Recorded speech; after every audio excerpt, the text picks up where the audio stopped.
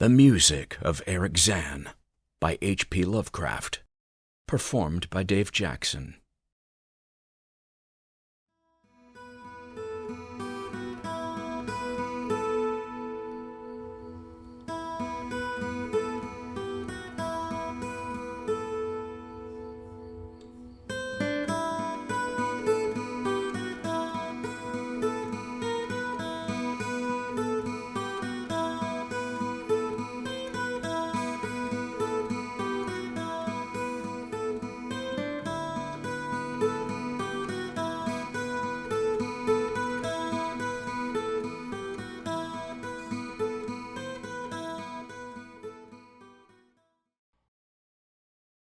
I have examined maps of the city with the greatest care, yet have never again found the Rue de Sale.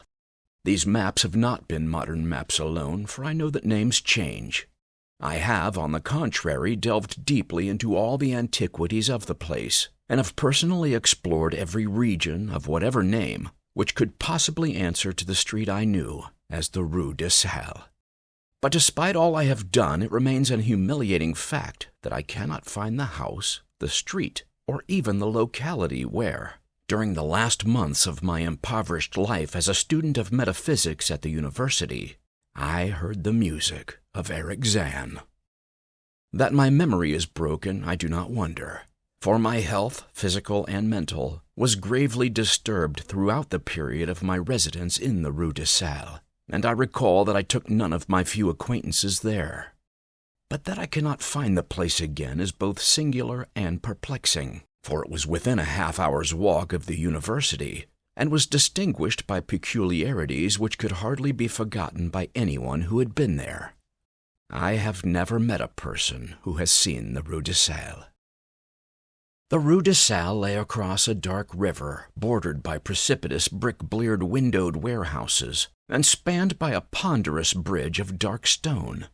It was always shadowy along that river, as if the smoke of neighboring factories shut out the sun perpetually.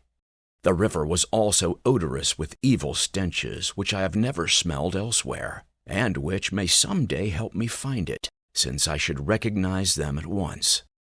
Beyond the bridge were narrow cobbled streets with rails, and then came the ascent, at first gradual but incredibly steep, as the Rue de Sale was reached. I have never seen another street as narrow and steep as the Rue de Sale.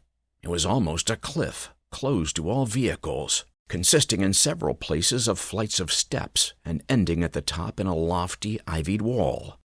Its paving was irregular, sometimes stone slabs, sometimes cobblestones, and sometimes bare earth with struggling greenish-gray vegetation. The houses were tall, peaked-roofed, incredibly old, and crazily leaning backward, forward, and sidewise. Occasionally an opposite pair, both leaning forward, almost met across the street like an arch, and certainly they kept most of the light from the ground below. There were a few overhead bridges from house to house across the street. The inhabitants of that street impressed me peculiarly. At first I thought it was because they were all silent and reticent, but later decided it was because they were all very old. I do not know how I came to live on such a street, but I was not myself when I moved there. I had been living in many poor places, always evicted for want of money, until at last I came upon that tottering house in the Rue de Sale, kept by the paralytic Blandot. It was the third house from the top of the street, and by far the tallest of them all. My room was on the 5th story, the only inhabited room there since the house was almost empty. On the night I arrived, I heard strange music from the peaked garret overhead, and the next day asked old Blandot about it.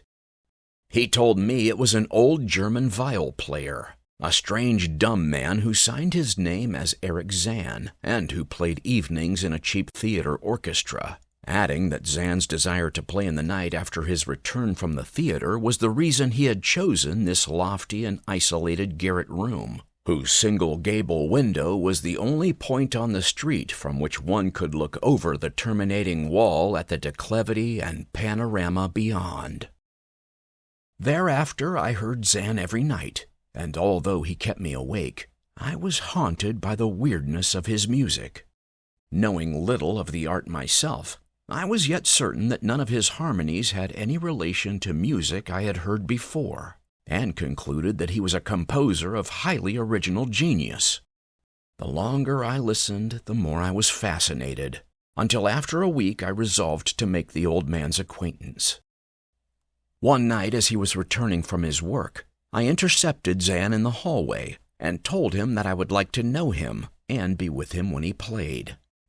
He was a small, lean, bent person, with shabby clothes, blue eyes, grotesque satyr-like face, and nearly bald head, and at my first words seemed both angered and frightened.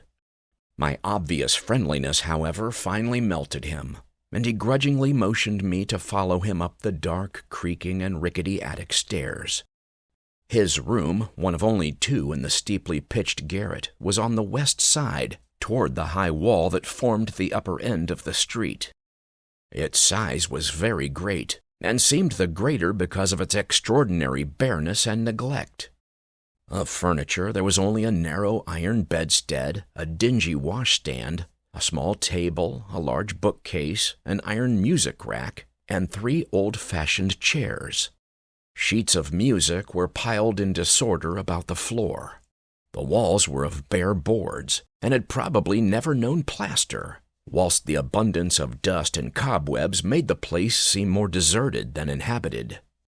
Evidently, Erich Zann's world of beauty lay in some far cosmos of the imagination. Motioning me to sit down, the dumb man closed the door, turned the large wooden bolt, and lighted a candle to augment the one he had brought with him. He now removed his vial from its moth-eaten covering, and taking it, seated himself in the least uncomfortable of the chairs. He did not employ the music rack, but offering no choice and playing from memory, enchanted me for over an hour with strains I had never heard before, strains which must have been of his own devising. To describe their exact nature is impossible for one unversed in music.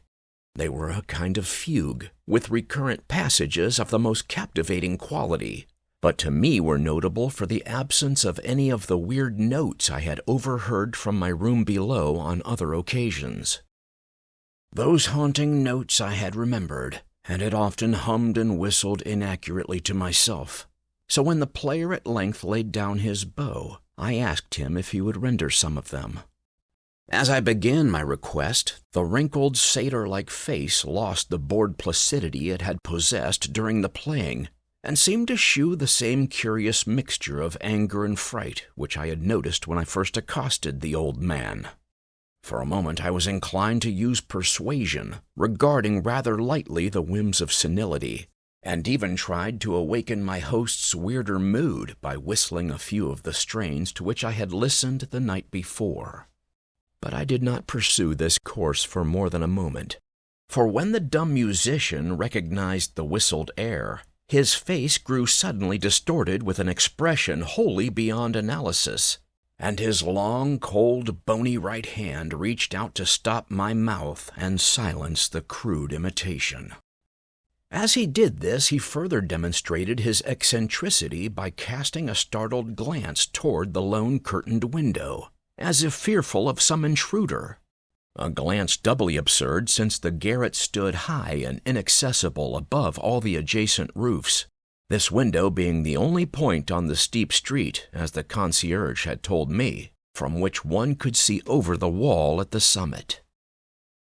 The old man's glance brought Blandot's remark to my mind, and with a certain capriciousness I felt a wish to look out over the wide and dizzying panorama of moonlit roofs and city lights beyond the hilltop, which of all the dwellers in the Rue de Salle, only this crabbed musician could see.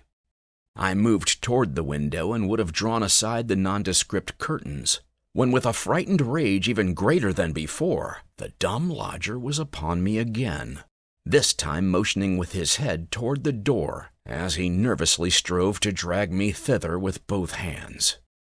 Now thoroughly disgusted with my host, I ordered him to release me, and told him I would go at once. His clutch relaxed, and as he saw my disgust and offense, his own anger seemed to subside.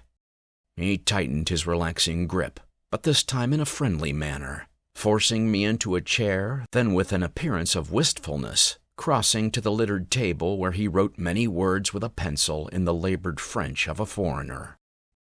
The note which he finally handed me was an appeal for tolerance and forgiveness.